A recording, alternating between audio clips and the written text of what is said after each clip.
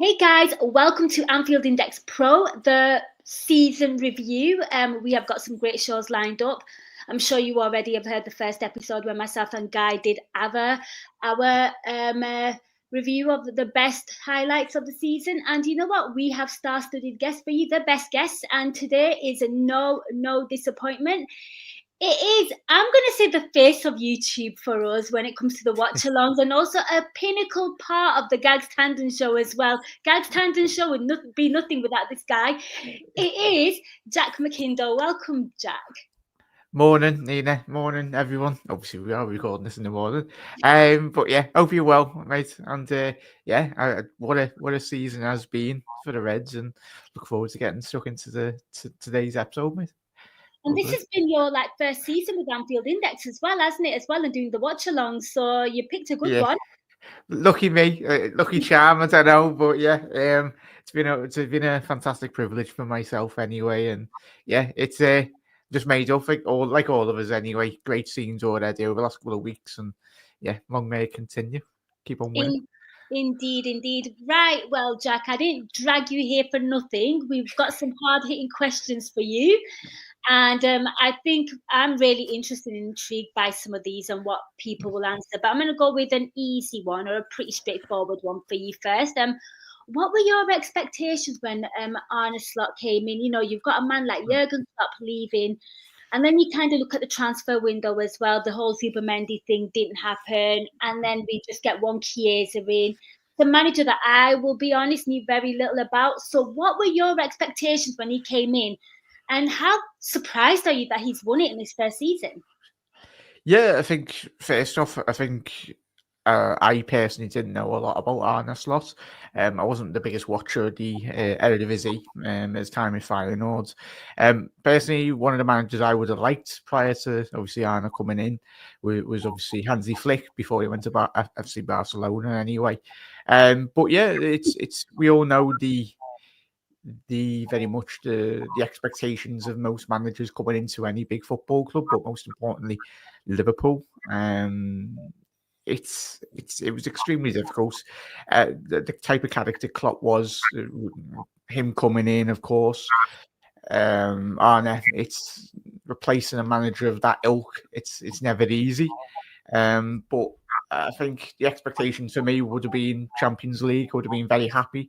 I think the majority of Liverpool fans out there, but for me personally, it's always a transition period, even like a 2-year transition period. I think I fully would have expected that, but yeah, he's just blown all expectations out of the water. But I think it's a sign of how good of a manager that he is. He's come in and hit the ground running, and I think it's just been great to just have as Klopp alluded to at the end of his tenure, just some of the majority of the players were not sick and tired of him, but I think like in any job or any work of life anyway, just a little bit of freshening up in the environment, it certainly benefited the whole football club in a good positive way, and Arne has picked up where Jurgen left off over the last 10 years or however long he was there. So yeah, it's made up nice, and like hopefully it's just a sign of things to come over the next couple of seasons. We build from strength to strength. Absolutely, Jack. I think we all second that. So it was a brilliant season with so many brilliant moments, Jack. But which player impressed you the most? Oh. I'm going to go with one, the two lads that everyone will say, but I'm going to go with a lad that, as you alluded to, Zubimendi, at number 6 position. Many managers out there in European football, but for me, I think it's one of the most integral positions on the pitches, obviously in midfield. But said Ryan Gravenberch, I think his time in the Bundesliga wasn't given an opportunity. A lot of people were like, oh, he didn't do it at Bayern Munich, but we all know the amount of minutes he didn't play due to injury, due to selection from previous Bayern managers as well, but a multiple Eredivisie champion. And for me, since he's come in, it's not his most favourable position. But the main thing about Ryan's character is he doesn't know. He's happy. Well, he's not. He said on record this: he's not happy playing that position, but he's not going to kick a fuss. Really, he's going to put the team first, and that's just just great character of him personally. And and that's what you want from Liverpool. Getting the best out of, obviously, Arne Slot, getting the best out of him, but I think he typifies a typical Dutch midfielder or Dutch footballer anyway. The ability of the lads on the ball. Obviously 6'2", 6'3", but he's got the agility of a fella that's like 5'7", 5'8". He just glides through the midfield. He controls games, most importantly, and he just facilitates Liverpool getting up and down the pitch and in the right areas, really. And yeah, it's a breath of fresh air. And I think he's at 22, 23 now as well. So he obviously voted Young Player of the Year for I think certainly for Liverpool and obviously the Premier League recently as well. So he's been an absolute revelation. I know it's a bit different, obviously Salah and Van Dijk, but I just want to go. I want to go a bit different because everyone will say them. But for me personally, we all love what he's done this season, but I think he deserves a lot more recognition from the outside world, and he gets recognition off all Liverpool fans. But for me, he's been one of my favourite players this season. I like that. I like a left shout. It's appreciated. Pretty sure he played like centre back in one of the games as well, alongside. I can't think which game it was, but did a pretty decent job considering all the circumstances. Yeah, if it was a Fulham game, wasn't it? It was. Yes. I think Robbo got sent off or something, didn't he? Yes, that was the one. Yeah, I do remember. But yeah, no, I like that shout, and I think Gravenberch, surprised a lot of people with the amount of game time he got and to play such a difficult role as well. So I think that's a good honourable shout. Jack, me and Guy went a bit left field here, so I'm really interested what you say. But what was your favourite moment of the season? So no, it's always I was going to say always beating the Ev. Obviously we beat, but we drew that game at Goodison. Just for the sheer laughs, it probably would be the Tarkowski goal because he ends up winning the league on our terms on our Anfield anyway. I'd say moment of the season. I'd have to say beating Manchester United at the beginning of the season, really, or just beating Manchester City. Yeah, go with the Manchester City win, or the wins, really. It's obviously away from home. For me, it's always a very good barometer, really. Anytime you do beat Manchester City, obviously the 2-2 draw, obviously not ideal, but I think beginning of the season, winning away at Old Trafford, I think that always set. Yeah, I go with the Old Trafford win because they are our biggest rivals, and we all know they're absolute awful at the minute. I've been for a very long time, but I think any win away from Old Trafford, and I think that the era of hopefully what we are going into this season, I'd have to say, yeah, me personally, I'd say winning away at Old Trafford because I think that's it very early on in the season as well. And I think obviously, we started very well at the beginning of the year. Very, very unprecedented, really. But I think going there, the manner in which we did win, I know we've had big results over the years, but I think if we can, from our point of view, just win a couple of league titles on the bounce, not as easy as saying that, but I think, me personally, it's always the game that probably similar with you, Nina, and a lot of Reds out there, like, even when your family try and speak to you in the week or whatnot, you can't eat, you can't, like, you're just quiet and you just want the game to kick off. I've obviously the United games, the City games, and even the Everton games, they really do me head in if we draw or lose. But I'd say the beginning of the season, the United away win, it's always very good. We enjoy every second of those games. And exactly, it's like a Dutch manager kind of rivalry as well, wasn't it? It was like a match up. And also, if my memory serves me correctly, Ten Hag's first season, he started off terribly, and then Liverpool went to Old Trafford and got absolutely pants pulled out. That season was dreadful under Jurgen Klopp. Yeah. Do you remember? I think it was the Qatar World Cup season. And we kind of kick-started their season. So for Arne Slot to go there so early on in his managerial career at Liverpool and to serve a win and, I agree. I think that is quite crucial because we gave United a lifeline that season, and then we went terrible. So yeah, I think that is a great I shot. think it And was. Oh, sorry, Darren. It was the way he dismantled like the tactics even yeah, before the game as well. I found that quite bat and mad. Even being honest, like all of us, he was giving all in the pre-match with Kelleher and Neville. He was telling the game plan even before the games kick off, and they're like, "Arne, what are you doing, lads?" Just goes to show the confidence of the fella and just how good of a manager he is. He couldn't even stop him anyway, but it was amazing. Yeah. I think he might have kept some nuggets for Yeah. himself, Jack. I don't think he gave it all away. So, Jack, you spoke about your favourite moment there, but which match do you think best defined Liverpool's title win this season? There's a game that symbolises Liverpool being champions. For you, which one was it? I like the Real Madrid game, obviously 2-0 at home. I think I might have already mentioned it anyway. The Fulham game, I know it wasn't a win, but there wasn't many times Liverpool went behind this season. But personally, I'd say very much the Fulham game at home. Anyway, going down, obviously Robbo getting sent off, but it was just that grit, the determination, really, the willingness to fight back and get it back into the game, really, and just I'd say the Fulham game because I know we didn't win it, but it was just a sign of things to come. Really, it was just like, we are in this really in terms of digging in deep, wanting to get a result over the line, and I'd even say we can only pick one, but even mentioning the Forest game as well, I know it was a defeat. But sometimes, as we know, and I think that was a very good springboard, certainly. I think in life, you only learn from your mistakes. And I think Liverpool, we were awful that game at home against Forest. And Arne, even 7 months into the season, he was still going. Remember that Forest game? Dubbed me as in. But yeah, I'd say the Fulham game, it was a disappointing result, as you alluded to before, and Ryan Gravenberch having to go centre half. But it was the ability to fight back. And that's always been a characteristic within this Liverpool side over the last 10 years. It's just a great detriment, really, of just how many leaders we've got in the team in terms of building from the back, never say die attitude.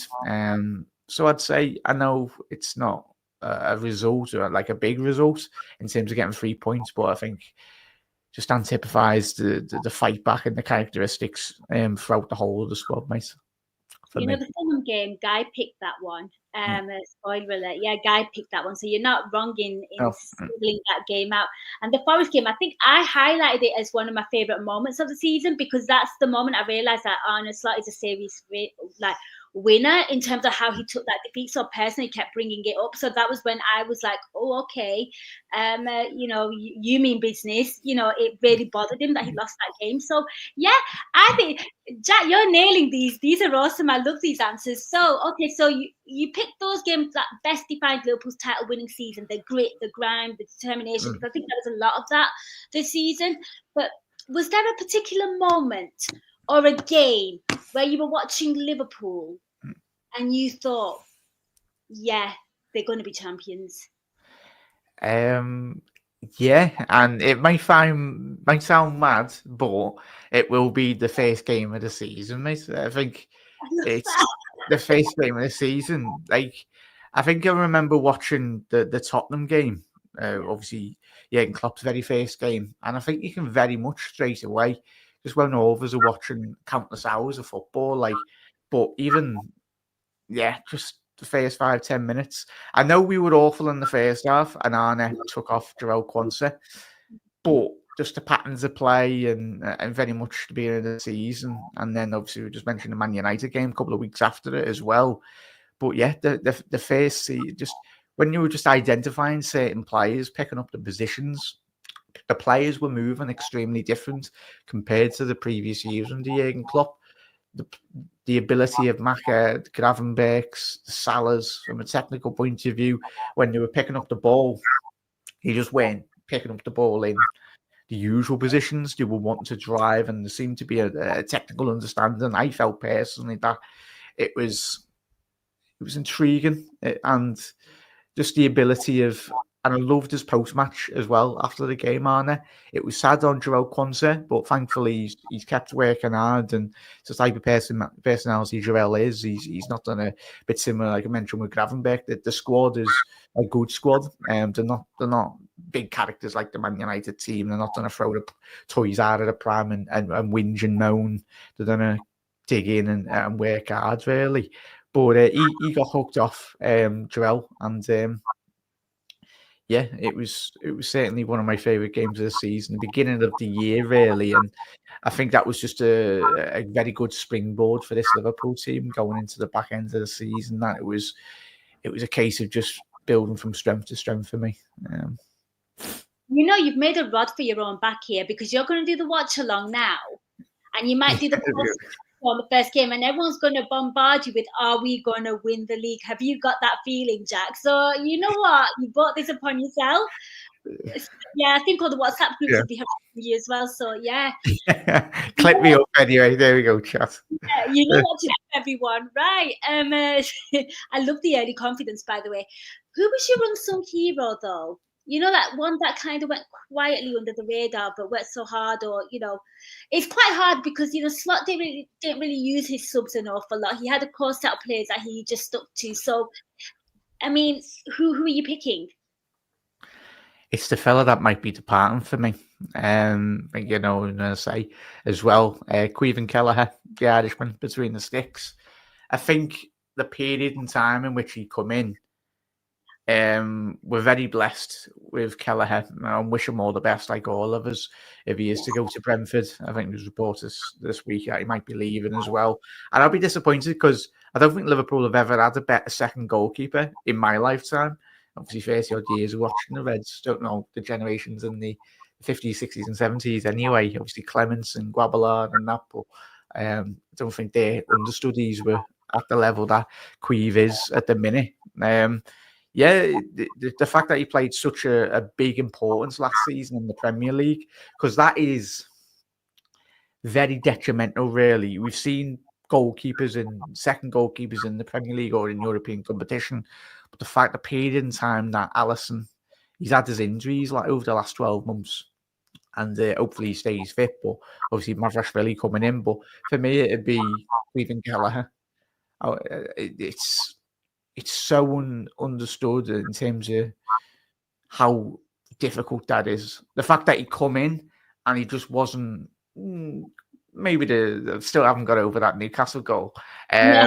Say games as well. I'll let him off anyway. I'm pretty sure that still annoys him. But yeah, putting that aside, anyway, the games prior to all them, he was really good for me, mate. I think Caoimhin Kelleher. It'll be a very big loss, but let's hope the new lad that we're bringing in from Georgia, he's got big shoes to fill anyway. And yeah, for me, Caoimhin Kelleher. It's a great shout. I'd say him personally for me. Great shout, because when you think about how often Alisson does get injured and this guy steps in and there's no anxiety amongst Liverpool supporters because we trust him so much, we have so much confidence in him. I mean, the game that really threw me, I mean, you've given a shout to Kelleher there, it was a Palace game when Alisson got injured, right? And Kelleher was on the bench and Yaros had to come on and I literally had to Google him. It was so bad.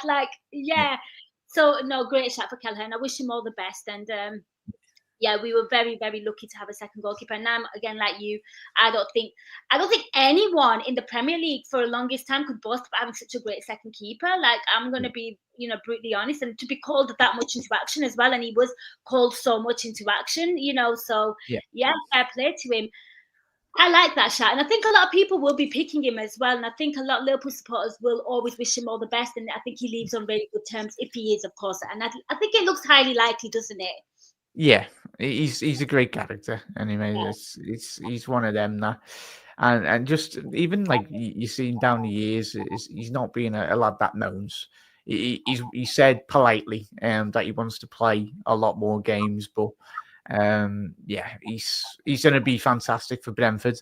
I hope that obviously Thomas Frank stays at Brentford, and being honest, because I want him to do well. But I think whoever comes in for Brentford, I think they'll be very privileged to have him in goal. Obviously, Flecken going to Bayer Leverkusen. So yeah, he's going to a very good club if that deal goes over the line this week. Well, you've teed this up nicely, Jack. You're such a professional. My next question to you: how should Liverpool strengthen the squad this summer? Because, there's so much transfer news. Of course, ping pong's happened, so we're waiting on some deals. They sound quite exciting. So over to you, Jack. Anyone and everyone really, but we haven't got a bottomless pits of money, as we know. I think even the lad that's been mentioned, Florian Wirtz, been quite a good watcher of the Bundesliga over the last 12 months, and especially when Bayer Leverkusen did win the Bundesliga under Xavi last season. Florian Wirtz, a player of his quality coming in. I think the days of Coutinho, we haven't had a player like that since Felipe did leave the football club, but I think the type of caliber of player he is, him coming in, will be absolutely phenomenal stuff, really. It's mad though, Nina and Reds, because last season we were all going, we need a 6, we need a couple of reinforcements, and Slot was like, nah, less of that. I'll win the league with only Chiesa, and it just goes to show how good of a manager he is. Him as well. I'm not going to use him. Yeah. So it's like, go ahead, Arnie. He might just bring in Wirtz and Frimpong and do the same like last season. But for me, screams out a striker. If we can get him. It's not as easy as saying getting a 25, 30 goal a season striker. But I think massively, especially in European competition, whatever happens with the likes of Diaz, if he signs a new deal, or I think we're all anticipating Nunes to go out, but I think Liverpool Football Club deserves, and we've had so many legendary forwards down the years, especially in my lifetime. Even Sturridge coming in, Torres, Suarez, players of high caliber. I think we're just missing an elite level forward up front, or even a false 9 if it is Wade's playing in the false 9 or whatnot. However, best we utilise them, but I think the fact that, I'd say bring in Wirtz. A lot of rival fans will probably laugh and go, oh, 100 million, you're overspending. But you're paying for an elite level talent that will be, he's a generational talent. He's only going to get better, only 22 years old as well. And obviously 2 times Bundesliga player of the season, back to back. And his time in Germany as well, he was regarded as better than Jude Bellingham, obviously previously Liverpool were linked with. But a player of that ilk coming into the dressing room, and it was importantly to start in 11 as well, just gives you such a better springboard of just winning games of football. But if I'm being greedy, I'd love a striker. A left back, Kerkez is looking like. Oh yeah, Kerkez, left back as well, a right back, and even possibly an elite level centre half again, just to go alongside, because Kwanzaa's being linked away as well. But my dream is Isaac, but I know even me, I don't want us to go and spend 150 million on a striker, especially with his injury record. But even a Gyökeres at Sporting, I think he's available for 50, 60 million. So there's players out there. But Kerkez. I think if Kerkez did come in as well, I think it'd be Liverpool of old, really. I think everyone, it'd be amazing to watch fullbacks bombing on, 2 of the quickest fullbacks in Europe. But I'd say just bring in Florentino Wirtz. Florian Wirtz anyway. Who's Florentino? I don't know. Maybe the Wirtz, Kerkez. But anyone that does come in, as we know as well, Reds, we know they're going to be elite level talents or with great potential. The data department very rarely, they always love to unearth a quality gem for Liverpool. Absolutely. Okay, so all things considered, with the amazing season we've had this season, we're hoping for a very successful transfer window. So, Jack, I mean, maybe this is a question for first day of the season, but are Liverpool going to win the league again? And can they do the Champions League as well? Can we do a double? Yes. I've been saying on the watch-alongs this season, chat's been telling me to shut up in a good way. Just saying, stop being positive. But I'm fully confident. I think we will win the Premier League.